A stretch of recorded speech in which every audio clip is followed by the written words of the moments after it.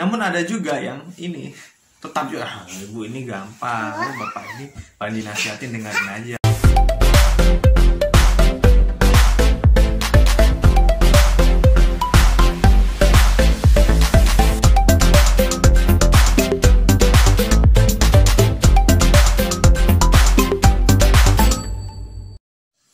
Assalamualaikum warahmatullahi wabarakatuh. Hai para pembelajar. Di video kali ini kita masih bahas seputar dunia dosen. Kali ini kita akan bahas tentang dosen melihat mahasiswa telat. Nah, dosen melihat mahasiswa telat. Ini pembahasan yang sangat menarik ya. Sangat mengesankan, khusus bagi saya pribadi sendiri dan mungkin juga dosen-dosen yang lain. Bagi teman-teman yang menyaksikan video ini ya, yang masih duduk di bangku kuliah ataupun di bangku sekolah, perlu memperhatikan kondisi dosen ketika nanti teman-teman menjadi mahasiswa ya, harus diperhatikan. Ataupun nanti teman-teman ketika menjadi dosen. Ada 4 hal ya yang saya bagikan di video ini. Pertama adalah saat dosen melihat mahasiswa telat, yang pertama memasang muka sinis. Ya, perhatikan. Dosen udah duduk rapi ya di mejanya ya, duduk di mejanya, dia nunggu ya, duduk di kursi dan dia tunggu lihat mahasiswa telat. Assalamualaikum Pak, Assalamualaikum Bu. Nah, perhatian teman-teman semuanya, tatapan dosen yang sinis itu penuh makna, penuh makna. Nah, itu mungkin cara dia ya, sikap dia ketika melihat dosen, ketika melihat mahasiswa yang telat itu seperti itu, supaya nanti teman-teman yang telat itu mengerti maksudnya. Jadi tidak perlu bersuara, cukup dilihat saja, diperhatikan dengan sinis. Udah mulai grogi mahasiswa.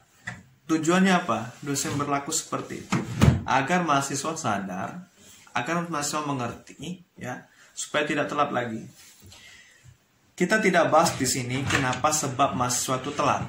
Tidak kita bahas apakah itu karena memang macet perjalanan atau ada kondisi lain. Tidak kita bahas seperti itu. Ya, ataupun ada masalah malas sebagainya. Tidak kita bahas seperti itu. Yang jelas yang kita bahas di sana, mahasiswa telat masuk ke kelas seperti itu. Nah, berhubung apakah nanti kelasnya itu online atau offline, itu sama saja sebenarnya teman-teman semuanya. Karena nanti dosen itu kan melihat sejauh mana mahasiswa ini disiplin dalam di kelasnya. Itu yang pertama ya. Yang kedua, nah ini yang paling sering nih, paling ngeri, yaitu ketika mahasiswa telat, emosi memuncak, emosional memuncak, menyuruh keluar. Kamu telat, sekian, keluar. Kamu tidak layak masuk di kelas saya. Nah, masuk join di Zoom atau di Google Meet, telat, dikeluarkan dari grup, dikeluarkan dari forum, seperti itu. Kenapa? Nggak disiplin. Nah, ada nggak seperti itu dosen? Mungkin ada.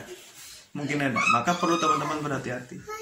Sehingga tidak sedikit mahasiswa yang menganggap dosen ini killer ya, dosen ini ketat ya, dan sebagainya. Padahal mungkin ya, teman-teman harus objektif ya. Kenapa dosen seperti itu? Mungkin itu gaya mengajar. Dan juga ketika melihat kondisi mahasiswanya seperti itu, mudah mungkin disampaikannya. Begini loh aturan main di pelajaran saya, begini loh kontrak belajar saya. Kadang mahasiswa ini lupa, sehingga telat. Nah, dosen pengingat, sehingga ketika ada mahasiswa yang berseberangan dengan kontrak belajarnya, sehingga tinggal menjadi membuncah emosional. Biasanya ini nggak langsung membuncah, biasanya udah berkali-kali nih. Sekali didiamin ya, 2 kali langsung membuncah. Wajar nggak seperti itu? Menurut saya wajar ya. Karena kan tipikal kan berbeda-beda. Niat tujuannya ketika marah itu tuh mesti dalam kondisi terkontrol, aman seperti itu. Sehingga maksud tujuan ke dosen itu marah supaya tidak terulang lagi, walaupun disuruh keluar pada hari itu, supaya jerah, besok gak telat lagi gitu. Kapan pertemuannya gak telat lagi. Sehingga perlu ya dosen seperti itu. Nah teman-teman nanti yang mendengarkan video ini seperti apa gayanya ketika menjadi dosen, ya teman-teman tentukan sendiri. Ataukah kita menjadi mahasiswa sekarang ini masih suka telat, sering telat sebagainya? Coba introspeksi dulu. Karena teman-teman yang menyaksikan video ini akan menjadi dosen di kemudian hari, ya, berniat menjadi dosen kemudian hari. Oke, itu yang kedua. Yang ketiga, nah sebelum yang ketiga, mesti merah, subscribe, klik subscribe. Oke ya. Yang ketiga yaitu dosen yang suka menasehati. Nah, ada yang lembut jiwanya. Panggil sini, sini nak, sini dek, ya, sini mbak, sini mas, duduk. Nah, dinasihati. Kamu kenapa telat? Gak boleh gitu dong. Kan ibu ini duluan nih datang ke sini. Hargai ya. Kita saling menghormati ya, gitu ya. Bapak duluan di sini loh. Besok-besok nggak boleh seperti itu ya. Nggak baik. Kita harus ingatkan disiplin, rajin datang tepat waktu. Oh, dinasihati. Ada nggak dosen seperti itu? Banyak, banyak. Nggak bosan-bosan, sabar, punya hati yang lembut ya. Saya nggak katakan kalau emosional tadi itu yang nggak lembut, tapi nggak. Cuma tipikal gayanya ya berbeda. Jadi dipanggil sini loh mbak, nggak boleh gitu loh mbak. Besok ada mahasiswa yang takut dinasihatin lagi, segan dinasihatin lagi. Namun ada juga yang ini tetap juga, ibu ini gampang, bapak ini paling dinasihatin dengerin aja, iya aja.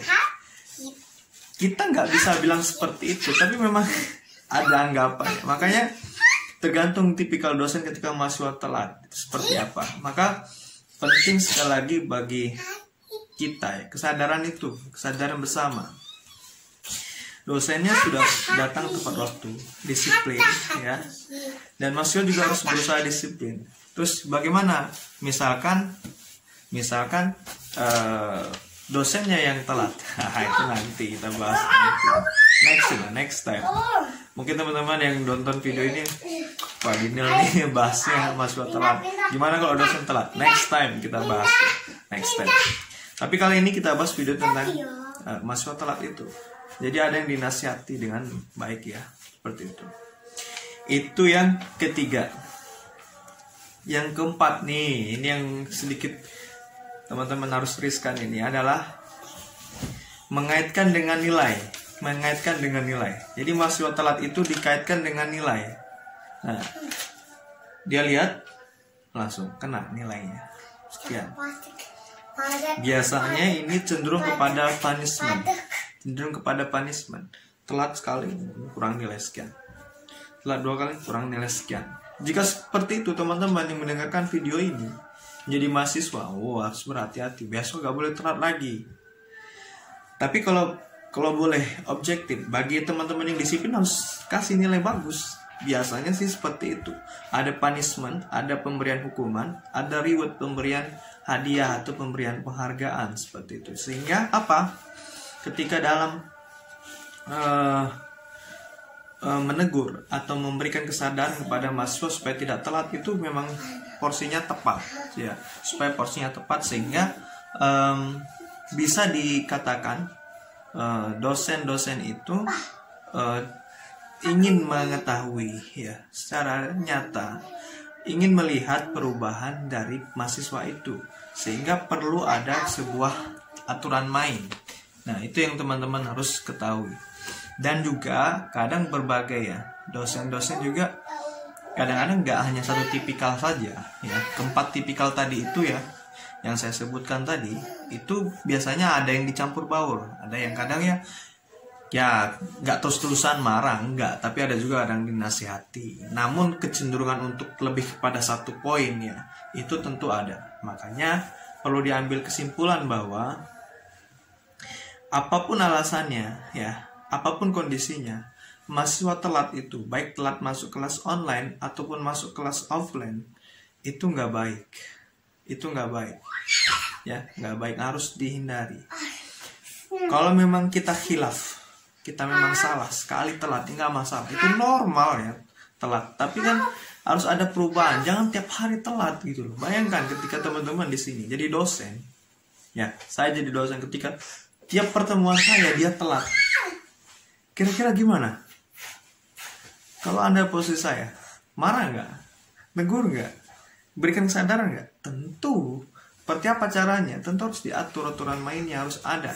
Sehingga apa? Ketika dalam memberikan pengarahan, memberikan penyadaran, harus ada efek jerah, sehingga mahasiswa itu bisa disiplin datangnya.